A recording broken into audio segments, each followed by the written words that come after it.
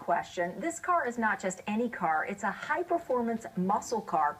And what comes out of this case could change what happens to you if your car or your property is stolen in the future. It was a drag racer 40 years back. It was an awesome car. This 1970 Cuda at Portland International Raceway caught on film for just a few seconds. It moved. It would scare you. It won races in its class.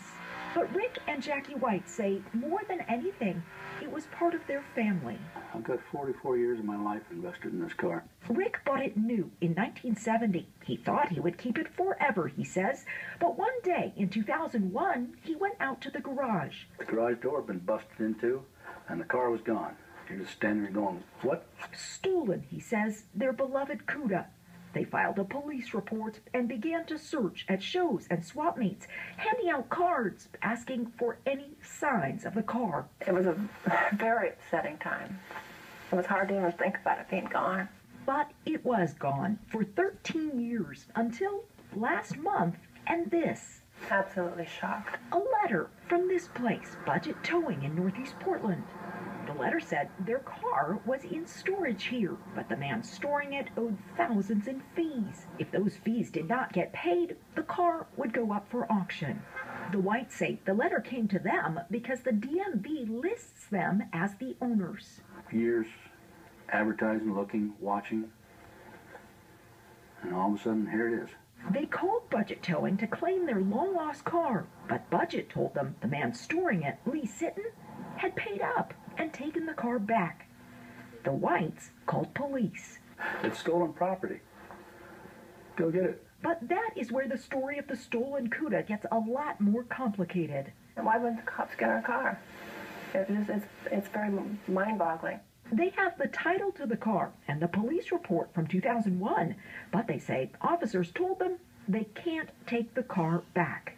Why come the police don't have a warrant to go in and get my property? We asked police. It's figuring out what legally can we do in this case. Sergeant Pete Simpson says the problem is the statute of limitations, 3 years, has run out. And with no crime to prosecute, he says, police can't just get a warrant and get the car like you might think. That feels like the right answer, but what's the law that supports that answer?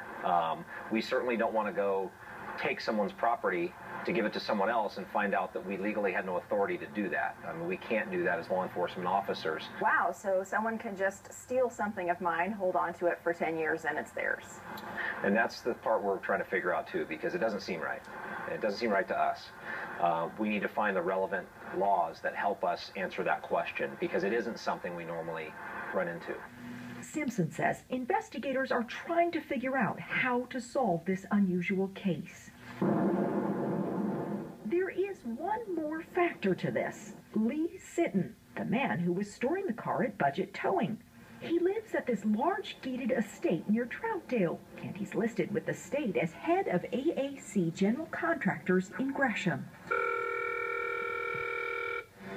Police say he has the car. We wanted to talk to you about the 1970 Cuda. I basically don't have anything to say about the car. Sitton says he bought it years back and has a bill of sale. Where is the car? So, thank you. See you.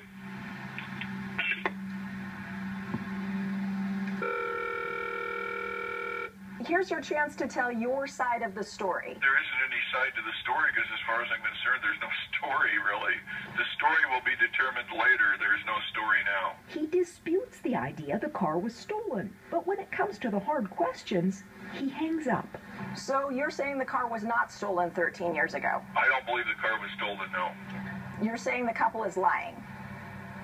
See ya. That means he never answered our other questions. Okay. Like, who did he buy the car from? And why did he never title it, which Oregon law says you have to do within 30 days of buying a car? It's a matter of, I've got your property, nah. For Rick and Jackie, it's painful and frustrating. They have the title, the keys, and memories going back more than 40 years. But the car itself? Just return the car. Bring the car back and walk away. So police say there are a lot of issues at play here. For example, did the buyer know it was stolen when he bought it? Did he buy it in good faith? Well, if so, this could all end up in civil court. The Whites believe it's outrageous. They should have to fight and pay legal fees for a car they say is theirs. Well, you can feel the frustration just watching this story. Right, and what's coming out of this is new ground for police, Yes. they say. So what comes out of this could affect what happens to all of us. If someone steals something from you, holds on to it past the statute of limitations, do you get it back? Even if you do everything right, you've got the paperwork, the police report, frustration. Yep, we'll find out what happens. Right, yeah. Carrie, thank you. And if there's an issue you think the K2 Problem Solver